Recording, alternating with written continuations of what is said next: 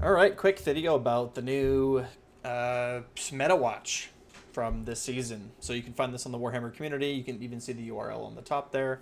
It's everywhere. It's on Reddit. You can check it out. I'm not going to leave a link in the description because I'm too lazy. So if you are an orc player right now, you would probably want to take a little bit of time and think about how you're going to win against Soul Blight Gravelords, Oziark Bone Reaper, Hedon Knights of Slanesh in particular. After that, playing KO and Khorne, Flesh Eater Courts, Seraphon, those are all armies at the top of the meta. That's always an important piece of information no matter what army you play. These are the armies that are going to give you a hard time, right? So think, at least have it thought out. What am I going to do if I come up against these armies? It's always good to have a plan. Orcs are looking good. Orcs are looking good. Cruel Boys are at 45%. That's an improvement. It's a small improvement, but it's an improvement. Big Wa and Ironjaws both sitting at 48%. This is an interesting thing to me because Big Wa has Grobsbrak. And Big Wa also has access to the new battle tactics from both Ironjaws and from Cruel Boys.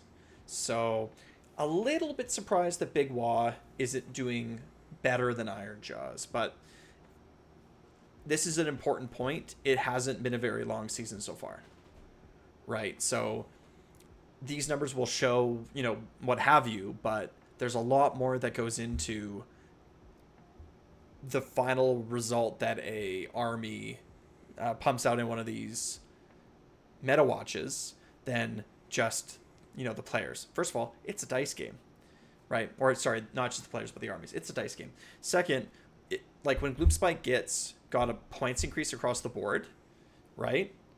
They went from, like a super high top whatever to 50%. Part of that 50% is points adjustments. Part of that 50% is a bunch of players looking at the army and saying, okay, this army isn't broken anymore. What's the next broken army? And choosing to take those armies instead to tournaments instead of Gloomspite Kits. Like, oh, okay. Oh, well, I'll just play Slanesh. Or I'll just play OBR, right?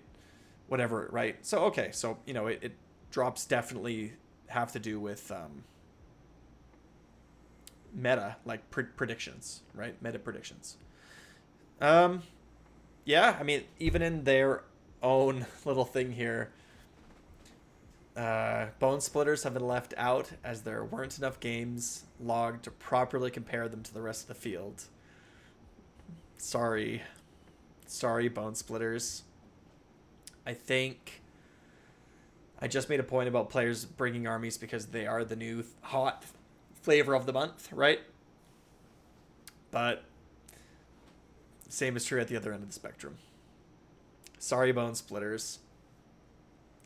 Uh, if they do rewrite Bone Splitters book and if the future is bright for Bone Splitters, please remove an army wide 6 support. I hot take, I won't play Bone Splitters as long as that's a rule because I just don't like it's not fun for me personally. It's too much rolling, too many dice to have to ward 6 support all the time. It's just not in my nature. I don't want to do it. Sorry, sorry, Dr. Butsy. Just can't do it. I just can't do it.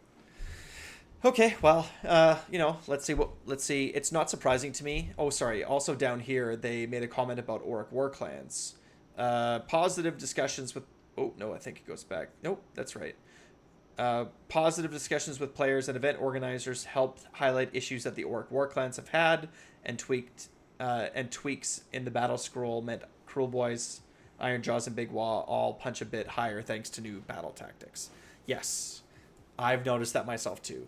Those battle tactics are great, and they lead me to win more. They lead me to win more because I score my points, right? Like the difference between a 4 round or a 4 point round and a 2 point round is huge, right? Is huge. So obviously that's how you actually win the game is by scoring your battle tactics. So yes, if it was like have an orc on the table, and you could do that 5 times, we'd win all the time, right? People underestimate battle tactics. It's why it's like so dumb that they're not balanced properly between armies.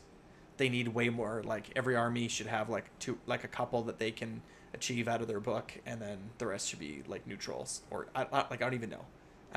But how about just way more battle tactics for everybody? That would be helpful, right? Way more, you know.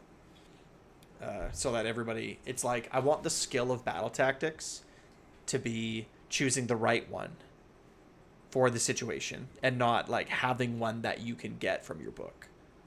I've played armies with bad battle tactics and with good battle tactics, so I just want to be able to like pick one and know that I can. It's like I know that I can get one of these, but which one do I choose? So it's so dumb, so dumb. It's not skill, it's just book. It's so dumb. Anyway, rant over. All right, so let's keep an eye on the follow-up. MetaWatch next month after. I have a good feeling, but we're not going to be S tier, right? So I'm hoping for B tier. If we can get like all the orcs into B tier, I'd be really happy. I still don't think that Kruleboyz are that. I don't think a 45% win rate is B tier. I think it's still C tier. It's not a 41% like our poor friends Stormcast Eternals, but it's 45% is still not like, oh, like we have our army's good. It's still not good, guys.